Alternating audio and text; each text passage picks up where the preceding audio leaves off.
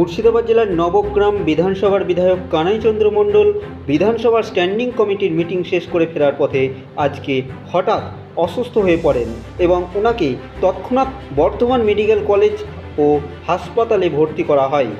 খবর পেয়েই বর্ধমান হাসপাতালে ছুটে যান বর্ধমান দক্ষিণের বিধায়ক খোকন দাস, কাউন্সিলর শাহাবুদ্দিন খান সহ তৃণমূলের, কংগ্রেসের অন্যান্য নেতৃত্ববৃন্দরা। উনি যাতে দ্রুত সুস্থ হয়ে ওঠেন ঈশ্বরের কাছেই এই কামনা করেন প্রত্যেকেই। ব্যুরো রিপোর্ট, KTN 5 গ্রাম নিউজ।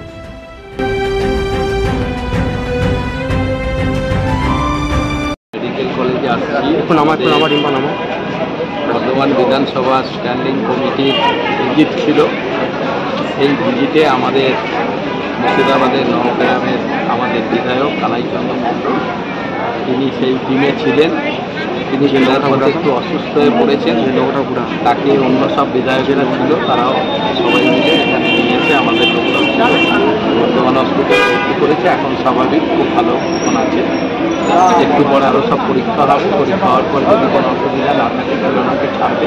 তাহলে আজকের একটা আমাদের তৃণমূল কংগ্রেসের নবগ্রামে আমাদের বিধায়ক কানাই চন্দ্র। এখন কেমন আছেন তিনি? এখন ভালো আছে। ডাক্তারবাবু কি বলছে? আমি ছিলাম, ডাক্তারবাবুরা দেখলো, আবার আমি ঘুরে আসছি, কাজ ছেড়ে আবার আসছি। ভালো আছে, আমি ওনার সঙ্গেও কথা বলছি।